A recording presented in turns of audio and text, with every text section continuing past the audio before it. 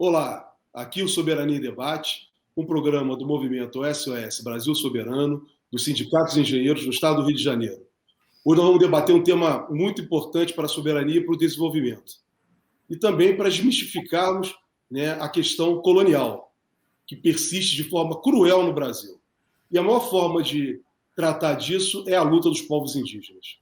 Beth, com quem nós vamos contar para tratar desse tema hoje? Bom, no programa de hoje nós contamos com a participação da Pagu Rodrigues. Muito obrigada, Pagu, por ter aceitado o nosso convite.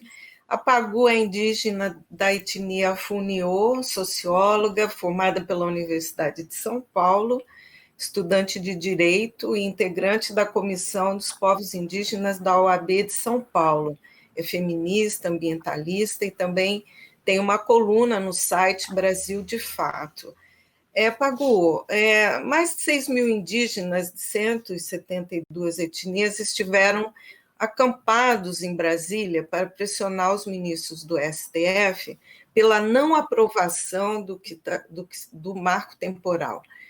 Já o voto contra o marco do relator ministro Edson Fachin, mas há um voto favorável do Nunes Marques, e a votação foi novamente adiada nessa quarta-feira. Pagu, o que é o marco temporal e o que significa essa votação para os povos indígenas das várias regiões do país, não somente os da Amazônia, mas do Sudeste, inclusive, de todas as regiões? Qual é a importância para os povos indígenas esse julgamento no STF? Boa tarde, Jorge e Beth, agradecer por estar aqui presente, e falar desse tema tão importante, que é o marco temporal, que hoje é o grande debate sobre a questão dos direitos indígenas, porque ele é inconstitucional e ele traz um retrocesso imenso sobre tudo aquilo que a gente lutou ali na Constituinte de 88, e sabendo que já foi muita luta, em 88, conseguir garantir o mínimo das questões indígenas ali, em 2 artigos, o 231 e 232 da Constituição. E o marco temporal quer simplesmente derrubar isso, porque ele impõe uma espécie de marco zero que diz que as terras indígenas, que devem ser demarcadas, somente aquelas que estão ocupadas, ou estavam ocupadas quando da Constituição Federal de 88, ou que já estavam sob conflito possessório, que é a tese do renitente esbulho, que acompanha o marco temporal, ali na Constituição Federal de 88.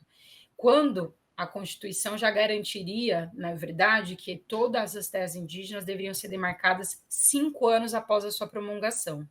Então, nem foram demarcadas até hoje, e agora se quer rever esse processo constitucional com a imposição do marco temporal. É um retrocesso, é inconstitucional, coloca para a gente toda uma série de conflitos que em várias áreas já estavam pacificados, porque são territórios que já estavam homologados, mas também cria um prejuízo para outros territórios que já têm as suas demarcações paralisadas no governo Bolsonaro e outros que ainda nem começaram o seu processo de demarcação. Então, quando eu olho, a gente tem 12% de terras indígenas demarcadas, a maior parte delas está na região norte, ali da Amazônia, Quando eu pego o Nordeste, praticamente não há terra indígena demarcada, são todas reservas indígenas. Se o marco temporal for aprovado, não serão demarcadas como terras indígenas e reservas provavelmente não mais reconhecidas.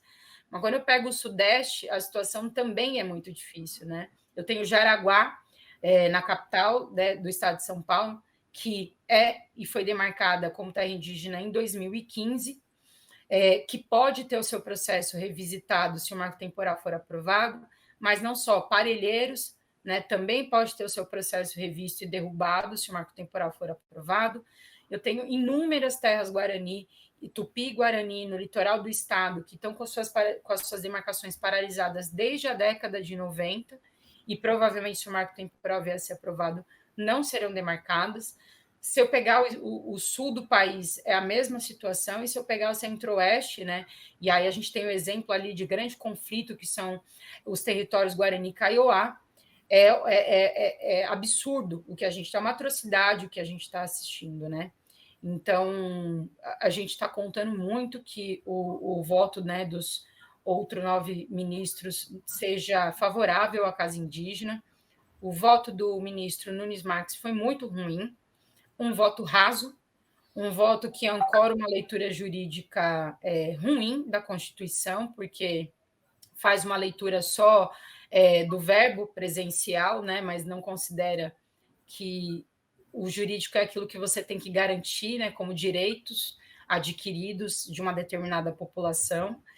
E a gente espera que todos os demais ministros agora sigam o relator, que é o Fachin, que foi favorável à população indígena, votou contra o marco temporal, porém a gente não sabe quando o marco temporal vai ser julgado de novo, porque tem pedido de vistas do Alexandre de Moraes, esse pedido de vistas pode se estender no tempo que eles determinarem, pode ser 1 mês, 2 meses, e quando voltar para a pauta do STF, a gente também não sabe se vai ser pauta prioritária de votação. Então, enquanto não se vota o marco temporal, a verdade é que todas as demarcações de terras indígenas no país estão correndo risco, porque a orientação geral do governo é seguir, né, sendo orientado pelo marco temporal em julgamentos de primeira e segunda instância sobre as demarcações de terra. Então, a gente já está vendo, né, demarcações de terra serem questionadas com base no marco temporal.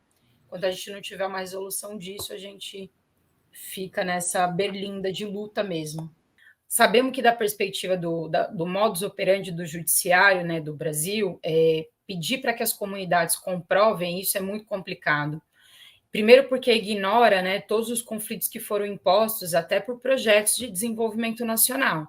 Podemos olhar aí algumas datações históricas, como o governo Getúlio Vargas, podemos pegar a ditadura militar, depois dos anos 90, né, com o crescimento do capital financeiro, do liberalismo, e que foram retirando, né, terras indígenas nesse tal de desenvolvimento nacional, e colocando conflitos, abrindo, né, portas para o agronegócio, para o ruralismo, para a mineração, e isso tudo passa a ser ignorado quando você diz que as comunidades é quem tem que provar essa permanência.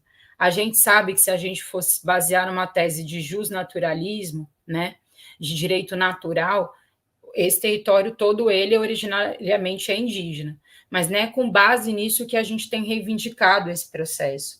Embora a gente tivesse mesmo esse direito natural, a política de demarcações de terras não era um debate da população indígena até a ditadura militar, e no momento que a ditadura militar começa efetivamente a confinar a população indígena em territórios, porque até então a gente podia circular livremente, vamos dizer assim, e aí na perspectiva de retirar terras nossas, eram deixados só pequenos espaços que a gente pudesse permanecer, é que a gente passou a reivindicar a política de demarcação de terras. Então, é um retrocesso debater marco temporal. Sabemos que ter que comprovar não há garantia nenhuma de que o judiciário acate, por exemplo, as provas que viriam a ser apresentadas por essas comunidades.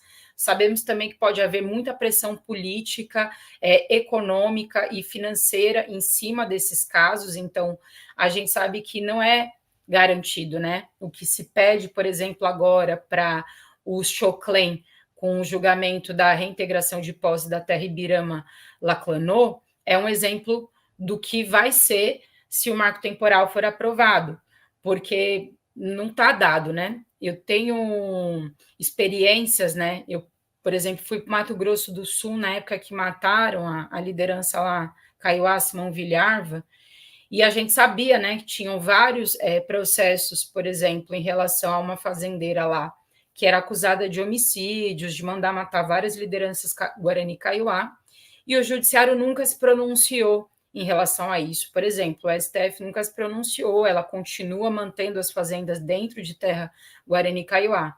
Então, sabemos que não tem essa garantia, né? Existe uma pressão política, mesmo no judiciário do Brasil, que deveria ser um poder neutro, que deveria ser um poder de garantia constitucional, mas que a gente sabe que não é o que está acontecendo. Porém, a gente viu um voto favorável, que foi aí do Fachin, que é o relator do processo. Nós é uma luta muito grande agora no mês de agosto, mas também havíamos feito, né, o acampamento Luta pela Vida em junho, antes do recesso do STF, para conseguir vocalizar a necessidade de que o STF não aprove o marco temporal, e agora a gente retomou ali em Brasília, toda essa mobilização. E, infelizmente, né, a gente só teve o voto ainda do Fachin, e agora o Nunes Marques já votou favoravelmente ao marco temporal, um voto bastante ruim, na verdade, com argumentos bem rasos sobre a política constitucional de demarcação de terras, e aí, em seguida, o Alexandre de Moraes pediu vistas do processo. Então, a expectativa que a gente tinha de que o julgamento terminasse agora, em setembro, ficou adiada, a gente não sabe mais para que data, porque com vistas do processo, pode ser que quando voltar para a pauta do STF, que o STF também não vote como prioridade, e isso vai arrastando uma condição que é a seguinte: uma grande parte hoje das demarcações de terra no Brasil já segue a orientação em primeira e segunda instância, quando há casos de judicialização, sobre o marco temporal. Então, a gente já tem processos em que o marco temporal tem sido considerado no julgamento de primeira e segunda instância. Enquanto o STF não toma resolução sobre isso, a gente não consegue caminhar também, né, em relação à derrubada da orientação geral que é dada pela Advocacia Geral da União sobre as demarcações de terras. E essa orientação da Advocacia Geral da União foi dada a partir do governo Temer. Então, veja, né, todos os governos que são bancados e chefiados pelos ruralistas já vêm orientando essa política do marco temporal sobre as demarcações de terra. Mas da onde surge, né, esse marco temporal? Ele surge lá em 2009, quando foi demarcada a terra indígena Raposa Serra do Sol. É muito semelhante ao que está acontecendo agora com a terra do Choclen. Havia um pedido de reintegração de posse, e a comunidade, né, da Raposa Serra do Sol entrou, né, pedindo que a reintegração de posse não fosse realizada, e o STF julgou e colocou uma série de condicionantes para fazer a demarcação da Raposa Serra do Sol. E uma dessas condicionantes era o marco temporal. Só que não garantia uma repercussão geral, como é o que está dado hoje. Era não vinculante às demais demarcações de terras. Então, só serviria como condicionante para Raposa Serra do Sol. A comunidade conseguiu provar que era originária daquele território e, portanto, foi garantida a demarcação. Porém, em 2013, o STF, né, como já havia essa discussão, né, de em outros julgamentos você vincular o marco temporal, o STF disse não é vinculante e passou daí a estabelecer que não era regra geral para as demarcações. Mas em 2017 isso foi revisto de novo, né, como política do Executivo, como política de Estado do governo Temer, e tem sido levado à frente agora pelo governo Bolsonaro, e essa é a condição, vamos dizer, jurídica das terras indígenas. Quais, eu acho que são as implicações políticas mais profundas se o marco temporal vier a ser aprovado? É recolocar conflitos em territórios indígenas que já estão homologados, o que é muito grave, porque a gente sabe que no norte do país, mesmo e apesar de uma grande parte da maior percentual de terras indígenas demarcadas estarem concentradas na região norte do Brasil, os conflitos ali já são grandes, né? Com grileiros, com poceiros. Se você aprova o marco temporal, você vai recolocar e aprofundar esses conflitos. Em territórios como o Nordeste, em que as terras indígenas, a maior parte não tem homologação, são só reservas indígenas reconhecidas, você não vai ter mais demarcação desses territórios. E nós estamos falando de um Nordeste inteiro que é indígena, né? E que durante muito tempo na história desse país não se reconheceu a presença indígena no Nordeste, né? Isso foi ser política de reconhecimento a partir da década de 50, mais precisamente nos anos 2000 é que a gente tem, por parte da FUNAI e do governo brasileiro, um reconhecimento da retomada de uma série de etnias que era ignorada no Nordeste. Então, ali a gente já sabe que o desastre, né, se o marco temporal for aprovado, vai ser imenso. E quando a gente pega o Sudeste, a gente pode pegar aqui as terras Guarani, que são um exemplo, né, de um conflito gigantesco. A maior parte dos casos de demarcação de terras aqui é judicializado, e eu vou pegar o estado de São Paulo, que é bem marcante esse processo. O governo federal, via de regra, faz o processo de homologação, e o governo do estado né, porque uma boa parte dessas terras indígenas Guarani estão em área de sobreposição de parque, faz o quê? Entra com mandato de segurança, mandando suspender a demarcação. O STF, nos últimos casos, como foi o caso do Jaraguá, julgou favoravelmente, manteve a demarcação. Mas se eu pegar algumas aldeias aqui no litoral do estado, a situação é mais complexa ainda. E o que vai acontecer é que, se o marco temporal for aprovado, é que o Jaraguá vai ter a sua demarcação derrubada, Parelheiros vai ter a sua demarcação derrubada, as territórios, né, como São Vicente, Praia Grande, Santos, Vale do Ribeira, que estão com seus processos de demarcação paralisados desde a década de 90, não vão ter mais essas terras demarcadas. Nós estamos falando de um contingente de terra tupi-guarani imenso no estado de São Paulo, e não, né, vai ser um desastre.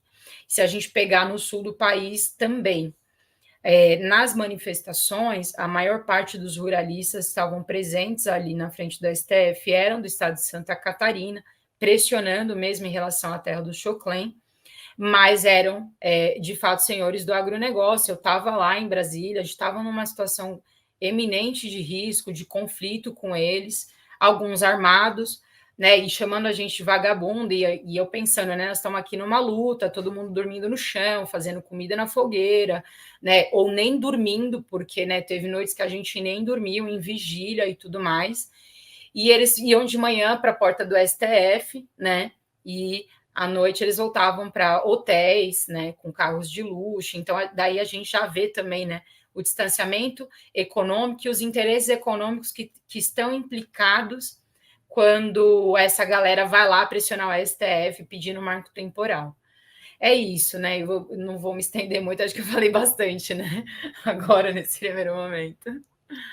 Não, falou bem. Você está nos ajudando também os nossos internautas e telespectadores a compreender esse tema, que é um tema, como eu disse no início, duríssimo. É um tema colonial. E como você colocou, Pablo, é uma diferença, uma desigualdade, né, gigantesca. Brutal, Jorge. Dizer que os índios têm que fazer a prova da posse da terra antes da Constituição e depois da Constituição, quer dizer, é uma coisa surreal.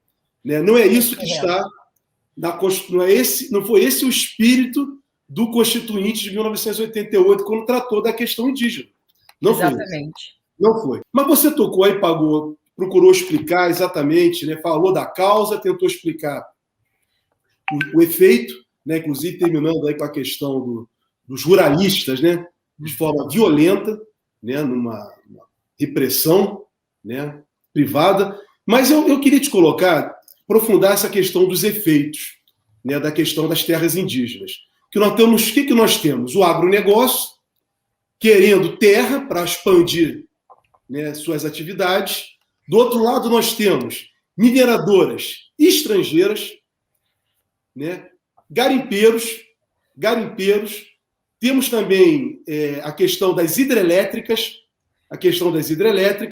e temos um problema que, como você citou, o julgamento Raposa Serra do Sol, né, e o que nós verificamos a partir do julgamento Raposa Serra do Sol?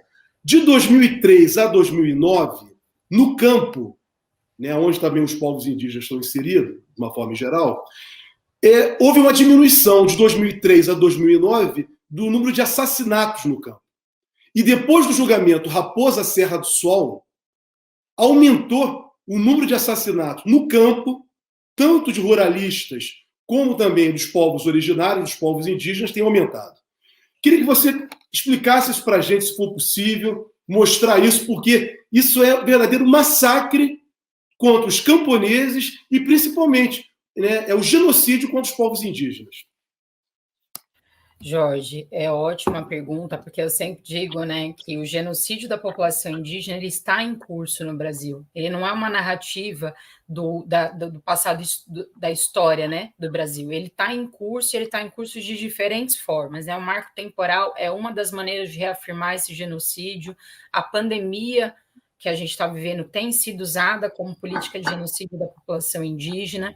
É durante o governo Bolsonaro que mais se matou liderança indígena em conflito por terra, mas também lideranças camponesas e aí assentados, né, quilombolas, comunidades tradicionais. Está todo mundo, né, sobre esse risco iminente de ser morto num conflito por terra mesmo no Brasil, porque o governo Bolsonaro é um governo que incentiva a política da desigualdade fundiária.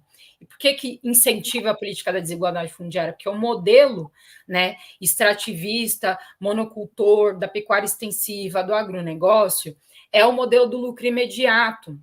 E onde é que está, né, vamos dizer assim, para ser retirado esse lucro imediato? São nos nossos territórios, e não é à toa que o governo Bolsonaro transforma a população indígena no principal inimigo da nação.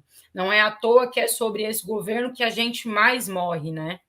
Não é à toa sobre esse governo que a gente também tem sido ponta de lança estratégico nas lutas anticapitalistas mesmo. A gente está enfrentando um modelo econômico, né, que é um modelo vigente desde a colonização. É extrair, extrair, extrair, extrair, só que a gente não tem mais de onde extrair. Essa é a verdade, né? A humanidade está passando uma crise climática, uma crise ambiental, dos direitos da natureza, e hoje quem preserva de pé todos esses direitos da natureza e é resistência ao modelo do capital e do lucro é a população indígena, é a população tradicional. E aí, veja, nós temos 13% de terras indígenas demarcadas e 46% do território, né, que está sob posse de alguém, está na mão de 3% da população mais rica desse país. E aí a gente olha, né, quando a gente vê todas as demais desigualdades, a gente sabe que existe uma desigualdade mãe. A desigualdade mãe deste país é a questão fundiária, né? O modelo, né, que foi legalizado, vamos dizer assim, sobre expropriação de terras indígenas, começa lá em 1755, quando o Marquês de Pombal coloca, né, como norma o Diretório dos Índios, né? Em 1758 isso vira política geral do país, quer dizer assim, olha, a população indígena pode viver num pedacinho de território que é o roçado, mas vai ter que trabalhar para a grande lavoura. E vai ser obrigada a casar com um não indígena, os filhos desse casamento não serão mais considerados indígenas e a gente não vai discutir mais a posse dessa terra para a população indígena. E aí, em 1850, a Lei de Terras faz reforçar esse modelo, né? E garante que só pode ter terra nesse país quem por ela puder pagar. E aí, obviamente, que a gente já sabe, né, da onde é que sai todo o processo da grilagem, né? A gente tem situações no Pará que existem registros quase que vitalícios, como se quem fosse originário daquela terra fosse um branco europeu e não um munduruku. Então, é disso que nós estamos falando, e a partir disso a gente vai pensar todas as demais desigualdades, né? Primeiro, a escravidão de obra da população indígena, depois da população negra, e hoje a gente fala em semi-proletarização da mão de obra indígena em quase todos esses projetos de desenvolvimento, que inclui hidrelétrica, que inclui garimpo, mas que a gente sabe que, na verdade, estão executando trabalho análogo ao escravo, né? Em monocultura de cana, em monocultura de soja, em monocultura de feijão, no Nordeste, no Centro-Oeste, e os biomas sendo arrebentados, né? O Cerrado, a Caatinga, a Mata Atlântica, a Amazônia, e aí, né, quem é que está segurando isso de pé, né? Que eu sempre falo, né? O Davi Copenau fala assim: olha, né, quando o último xamã sucumbir, né, e a Amazônia for devastada, o céu vai cair. E a verdade é que quem está segurando esse céu somos nós, indígenas. A gente é 5% da população que preserva 80% dos direitos da natureza. E é por isso que a gente é inimigo desse modelo. Né? Por isso que o Bolsonaro diz que tem que integrar, que tem que desenvolver, que tem que arrendar terra, que tem que garantir lucro. Só que não é esse o nosso modelo de vida. Nosso modelo de vida não está pautado no lucro. Nosso modelo de vida não está pautado na privatização, e ele por si só é uma afronta, porque é um modelo comunitário. Pensa o quanto um modelo comunitário afronta um projeto individualista e liberal. Afronta muito, né?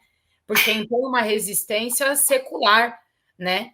E a gente tem garantido essa luta.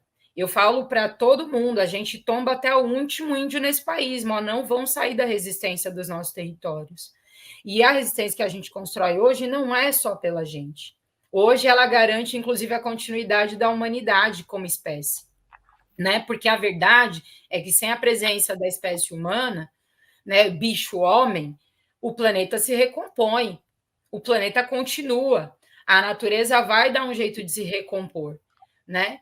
E a gente está aqui nessa, né, indo, como diz o Ayrton Krenak, né, pelo cano, e todo mundo sem saber muito para onde correr, né, nesse processo. E com um governo que aprofunda cada vez mais esse modelo de desigualdade fundiária e extrativista. Um modelo burro, além do tudo, que é burro, né? Porque não tem nenhuma perspectiva de futuro de 10 anos. Nós vamos fazer tudo agora, em 2 anos, e sei lá, né? A gente vê depois como é que a gente pega e o pedacinho que tem ainda, né, de alguma natureza conservada, vai mudar esses 3% aí mais para lá e o resto da população que se vire. Só que luta por terra é luta por terra nos nossos territórios, mas é luta por terra na cidade também, que é a luta do movimento de moradia, né? É a luta do MST no campo, é a luta dos quilombolas, então não é só nossa, não é só nossa. E eu acho que é isso que talvez a gente precise conseguir vocalizar para a população de maneira geral, que é a grande afetada por todos esses retrocessos, tirar direito hoje da população indígena, tirar direito da população trabalhadora também. Porque quando você intervém num direito que é constitucional, você está dizendo que a jurisprudência desse país pode ser, de fato, derrubar qualquer direito constitucional. E aí não é só nós, é a classe trabalhadora também. Então, a gente precisa começar a unificar essas lutas. Neste próximo período, eu acho que é estratégico, né, a luta da população indígena, mas a luta da classe trabalhadora conjuntamente com a nossa. Porque quando a gente conseguir fazer reforma agrária, nós vamos estar peitando, de fato, interesses econômicos do grande capital. Quando a gente conseguir fazer reforma das comunicações, nós vamos estar peitando interesses econômicos do grande capital, da grande indústria nacional, mas também do capital financeiro. Quando a gente conseguir fazer essas reformas estruturantes, a gente consegue debater direitos constitucionais da população indígena, dos povos tradicionais, mas também da classe trabalhadora. E a verdade é que o que a gente está perdendo nessa conjuntura, e é isso que é o mais indignante, é que são direitos irreversíveis.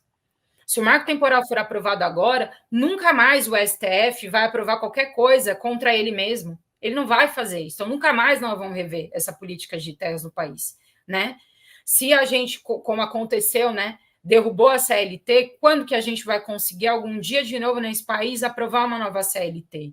São coisas que a gente não reverte mais, né? E eu acho que é todo esse o perigo do que a gente está enfrentando. Daqui mais 5 anos, os grandes centros urbanos não terão mais qualidade de vida para ninguém. Para ninguém. E a gente está aqui, né, de pé, né, sangrando e fazendo essa luta para garantir a continuidade desse planeta, né? Não só do Brasil, que é Brasil porque alguém achou que tinha que ser Brasil, né? Mas é a Biayala, né, que é o nosso grande território original. Pagu, muito importante essa sua intervenção, porque ela mostra como estamos todos integrados nessa luta pela soberania do nosso país, né? Pela defesa do nosso território. Você já falou bastante sobre essa importância dos povos indígenas na preservação da natureza, né, do território, da integridade da Amazônia, que é considerada um patrimônio da humanidade, né? Mas eu queria ir nesse descaso do governo. Nós temos visto como foi que já existem, na questão da Covid, mais de 600 mil mortos, e toda a perda do ente querido ela é um drama, né, uma ferida aberta, mas diante de como os povos indígenas se organizam, se constroem, eu queria que você explicasse para a gente a dimensão do que é a morte de um pajé, por exemplo, para a cultura indígena. Qual é o impacto dentro da tradição indígena, dado a maneira como os povos se organizam? Beth, a morte de um pajé, né, que é a nossa maior liderança dentro de uma comunidade, nesse contexto de pandemia, implica a morte de todo um conhecimento e a morte de toda uma cosmologia, de toda uma cosmovisão que pertence a uma comunidade. A forma como a gente transmite conhecimento, ela não é da maneira, né, escrita, não é por registro, é por oralidade. E quem são os portadores, né, desses conhecimentos tradicionais, os maiores portadores dentro de uma comunidade desses conhecimentos são os pajés. E a gente sabe que isso tem sido um risco durante a pandemia, até por orientação do governo Bolsonaro, de incidir sobre áreas de comunidades, por exemplo, que têm a opção de se manterem isoladas, como é o caso de algumas comunidades que estão ali nos Yanomami, né, porque são clãs diferentes. Mas sabemos que a gente já teve no Nordeste, né, lideranças nossas anciãs que morreram em decorrência do Covid e também que morreram em decorrência, né, dessa política de morte do governo Bolsonaro, na bala mesmo, né? E isso implica na morte de todo um conhecimento, né? Mas não só, quando eu penso, por exemplo, né, a morte de algumas coisas que a gente considera, né, como anciãs nossas, né, um rio, uma serra, uma árvore que é sagrada, eu também estou dizendo que vai junto ali a parte de um povo, né?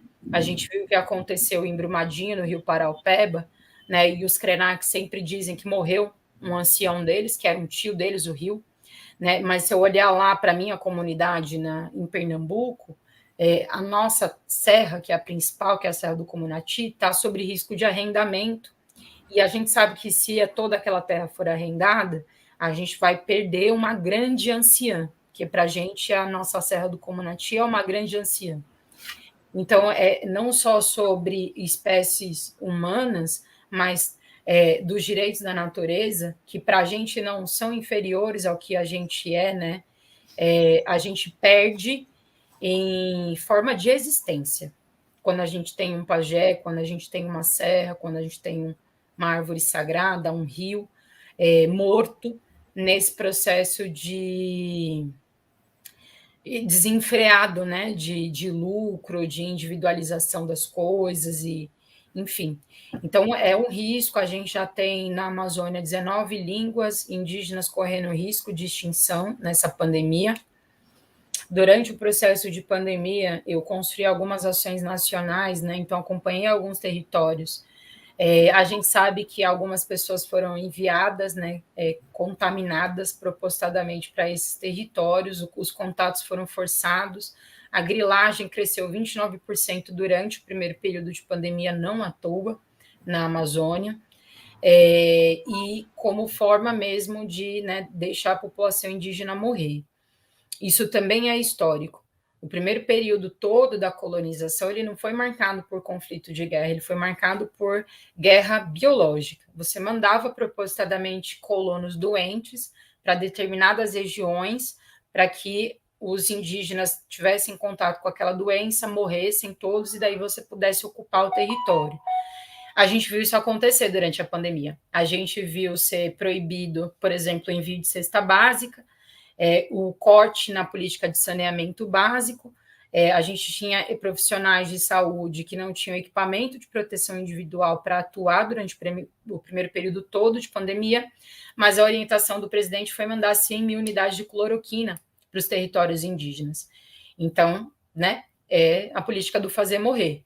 Então, eles decidiram, né, que iam nos matar, e nós decidimos que não íamos morrer, porque a gente foi em cima da nossa medicina tradicional, conseguindo, né, pouco a pouco, e mantendo algum controle da pandemia. Mas quando eu pego os indígenas de contexto urbano, a situação é ainda mais grave. O índice de contaminação de Covid na população indígena é 16% maior do que em relação à população de maneira geral. Que quando eu pego os de contexto urbano, em relação aos que estão em terras homologadas, é 5 vezes maior o índice de contaminação. E o Plano Nacional de Vacinação retirou a população indígena de contexto urbano desse processo de vacinação. Aí o STF foi lá e disse, tem que vacinar. Aí a FUNAI disse, não é problema nosso, os indígenas de contexto urbano se virem. E até hoje a verdade é que existe uma instrução suprema, né, e os equipamentos de saúde que estão sob o poder dos governos estaduais e municipais não orientam para as UBSs vacinarem os indígenas de contexto urbano. Então, é uma política de genocídio, sim, o que está sendo feito nessa pandemia, e colocando em risco a existência de línguas e a existência de etnias que estão vivendo em contexto isolado. Pagu, nós vamos, realmente, toda a tua descrição que você faz a cada momento é muito clara, né? E você vai mostrando as contradições do sistema, né? Do sistema capitalista, da opção de um governo, não só o governo Temer, o governo Bolsonaro, né? Uma opção pela morte, né? Pelo massacre, né? Dos subalternos, vamos colocar assim. Porque é o massacre dos povos originários, é o massacre dos negros, é o massacre das mulheres, das crianças, dos idosos. Nós estamos tratando de subalternidade. Mas eu queria voltar num ponto que você falou agora. Você tocou na FUNAI. E queria dizer o seguinte: o que nós mais temos observado na questão indígena é a utilização do aparelho do Estado, né, por parte de prefeituras, por parte de governos estaduais, como vimos no caso de Raposa Serra do Sol, a atuação do Estado de Roraima contra os povos indígenas a favor dos arrozeiros. E temos visto isso em diversos lugares do Brasil. Queria que você falasse um pouco sobre isso e falasse também sobre o papel da FUNAI antes do golpe de 2016 e depois do golpe de 2016 contra a presidenta Dilma. Jorge, é importantíssimo falar sobre o papel da FUNAI, porque durante muitos anos, né, mesmo ali na ditadura militar, a FUNAI sempre cumpriu um papel, na verdade, de tutela sobre a população indígena, e na maioria das vezes na perspectiva de não garantir direitos sobre demarcações de terras, porque existia uma perspectiva de que era a FUNAI quem dizia quem era índio, quem não era índio no Brasil, né? E isso mudou depois da Constituição Federal, isso mudou quando a ditadura militar terminou. A FUNAI foi palco, inclusive, né, de apresentar indígenas, né, como se fossem pessoas a serem expostas durante um circo, durante, né, uma apresentação pública, né, como indígenas civilizados e tal. A FUNAI foi palco, né, de políticas desse tipo. Anteriormente, o SPI, o Serviço de Proteção Indígena, que depois virou a FUNAI, e já tinha, né, esse caráter militarizado, e isso foi mudando depois da Constituição Federal de 88. Então, o papel da FUNAI, a rigor, deveria ser a garantia desses direitos constitucionais. E isso vigorou, né, aí até o governo Temer. E com o governo Temer, essa orientação da FUNAI, e depois com o governo Bolsonaro, essa orientação da FUNAI voltou a ser muito o que era antigamente. Então, essa tentativa, por exemplo, de derrubar a autodeterminação dos povos indígenas e, por exemplo, pedir a heteroidentificação, agora você tem que provar que você é índio, né? Se você não provar que você é índio, você não tem direito a nada, é uma política da década de 70 do Brasil, percebe?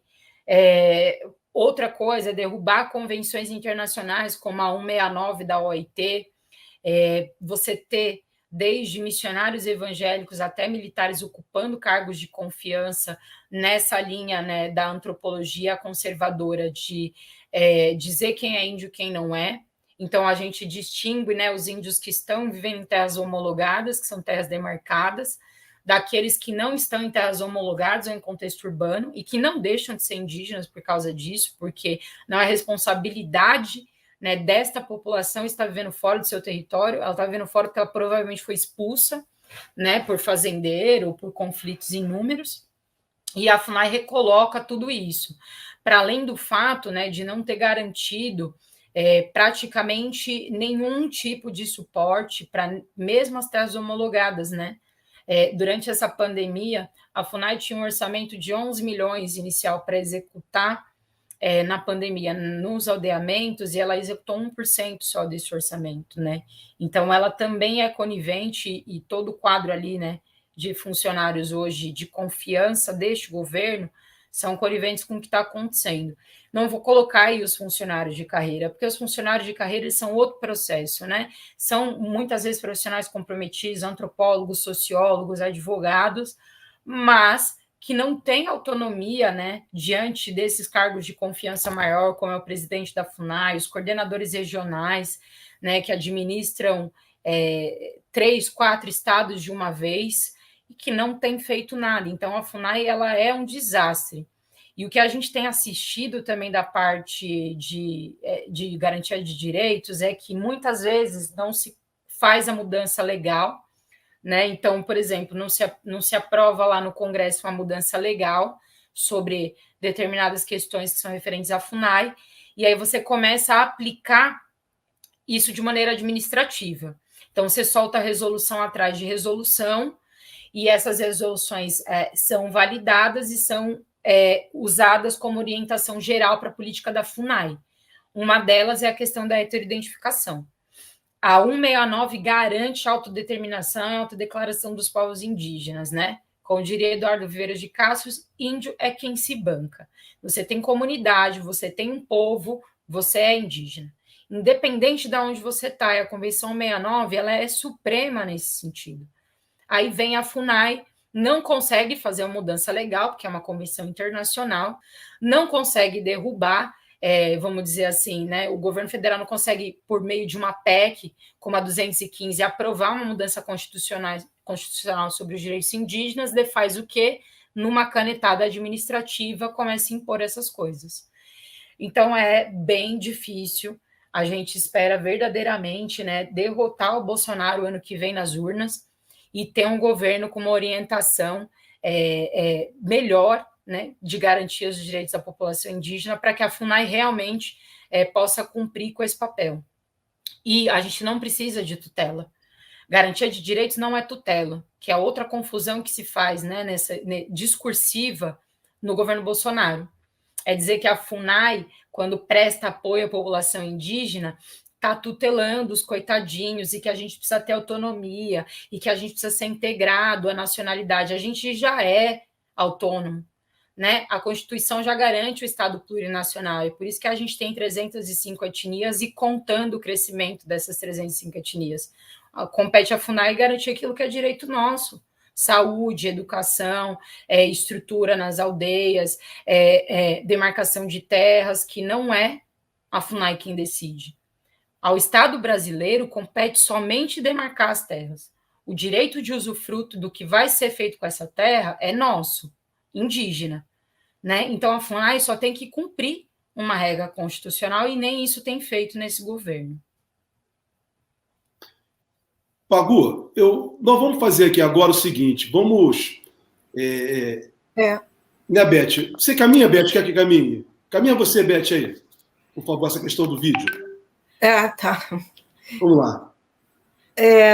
Pagu, antes da gente... Nós, infelizmente, nós estamos com problema de tempo, estamos encaminhando para o final, e a gente gostaria de te fazer uma última pergunta, mas antes...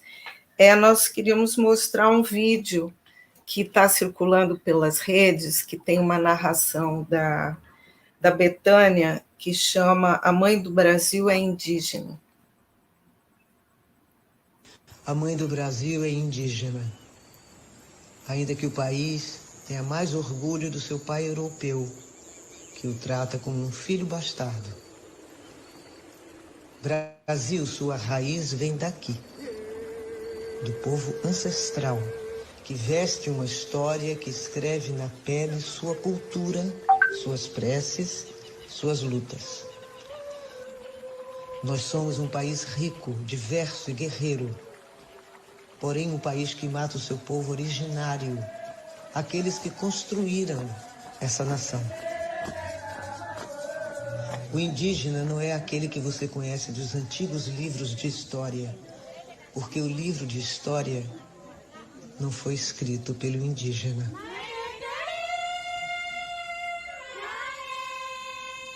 Ele não está apenas na aldeia tentando sobreviver. Ele está na aldeia, na universidade, no mercado de trabalho, na arte, porque o Brasil todo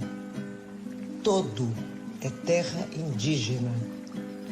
O brasileiro devia ter mais orgulho do sangue indígena que corre em suas veias. Porque a mãe do Brasil é indígena. Nós achamos que esse vídeo ilustra bem tudo que a nossa conversa, e é também o texto é de uma mulher, Miriam Crechu, e a gente queria, então, porque o nosso programa ele sempre tenta levar um suspiro, um ar de esperança para o futuro. Então, dentro da construção desse país que todos nós queremos, soberano, altivo, com respeito aos direitos de todos os brasileiros, a gente gostaria de te perguntar, então, nesse projeto, quais são as principais reivindicações dos povos originários, qual é a principal esperança dos povos num futuro a ser construído? Beth e Jorge, né? Eu acredito muito que é aquilo que reconhece a nossa existência, né? Eu sempre digo que a gente tem uma cosmovisão de mundo que é integradora, que compõe com o que existe. A gente sabe conviver com o diferente, né? Aí, quando a gente estava aqui, que os colonizadores chegaram, a gente recebeu todo mundo com a maior generosidade. Essa generosidade, né, que não é... Ela é, inclusive, um fenômeno sociológico, né, da população indígena. Ela não é o que as pessoas comumente confundem com ingenuidade ou como se nós fôssemos povos imbecis, né? Que é a narrativa da história oficial.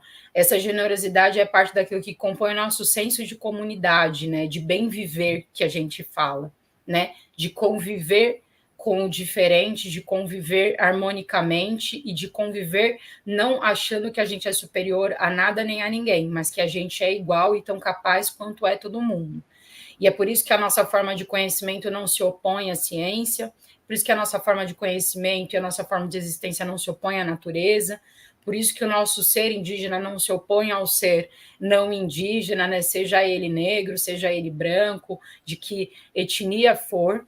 E eu acho que é sobre essa perspectiva de mundo que a gente gostaria que as coisas para todo mundo funcionassem desse jeito, né? Eu acho que é essa perspectiva de mundo que a gente traz para as pessoas e que a gente quer ver no próximo período ser, de fato, o modelo de existência de todo mundo, né? Onde outros mundos, né? Como diz aquele quadro Zapatista, onde todos os mundos sejam possíveis, né? Porque este modelo que está colocado hoje, ele é excludente, ele é discriminatório, ele é genocida, ele é feminicida, ele é ecocida, né? E ele é para todas essas parcelas da população, não só nós indígenas, é para as mulheres, é para os negros, é para todo mundo que não é, que não cumpre com este padrão, vamos dizer, branco eurocêntrico, né? Que cagou tudo em todo lugar onde esteve, né? Porque o processo de colonização cagou tudo, não foi só aqui na Biayala, né? Foi na África, foi por onde ele passou, né? E a gente já olhava de longe e falava, olha, vai dar merda isso aí, deu mesmo. Então, o que a gente acha é que, na medida em que a gente consegue continuar existindo, estar vivo é estratégico nessa conjuntura. Porque manter a população indígena, a gente se manter em luta e se manter viva é estratégico para que a gente possa realmente construir com todo mundo um mundo onde caibam todos os mundos, né? Eu acho que é essa perspectiva que a gente chama de bem viver. É isso que a gente quer deixar como esperança, mas é isso que a gente constrói na nossa luta cotidiana como presente mesmo, não só como um projeto futuro. Acho que isso. Quero agradecer muito esse papo de hoje aqui. Pô, Pagu, a gente que tem que agradecer, tá? E você falou na questão da colonização, né? Por onde passou, só causou problema. Essa colonização ainda persiste, infelizmente. Persiste. Infelizmente. Muitos querem esconder. Infelizmente. Infelizmente, na academia. Muitos querem esconder. Não existe mais um colonialismo. Existe sim. Está aí a luta dos povos indígenas, está aí a luta dos quilombolas, né? Tá as lutas nas cidades, o massacre contra a juventude negra, né? Isso é uma luta colonial. Então, nós estamos resistindo a esse colonialismo. E esse as pessoas falam em decolonização, né, Jorge? Mas eu falo que é mais. A gente precisa começar a pensar um modelo não colonial de relações, né? Não é só decolonizar. é estabelecer relações não coloniais com tudo, né? Desde as relações político-econômicas até as relações sociais, né? Antropológicas. Então, é um desafio aí. Mas acho que a gente consegue nessa luta que a gente está fazendo. É uma luta permanente, Pagu. Esse programa foi tão bonito porque, na verdade, o que você apresentou da experiência dos povos originários, né, é uma proposta que diríamos assim, primitiva, mas libertária, socialista, para todos. Para todos. Para todos, contra esse massacre que nos impõe o capitalismo nos dias de hoje. Pagu, queremos te agradecer. Se você quiser fazer suas considerações finais, temos tempo ainda. Fique à vontade para suas considerações finais, caso queira. Vou ser bem breve, agradecer imensamente mesmo por estar aqui com vocês hoje, me colocar à disposição para esse diálogo permanente, para essa luta permanente. Contem comigo sempre nas trincheiras aí de luta, vocês vão ver várias.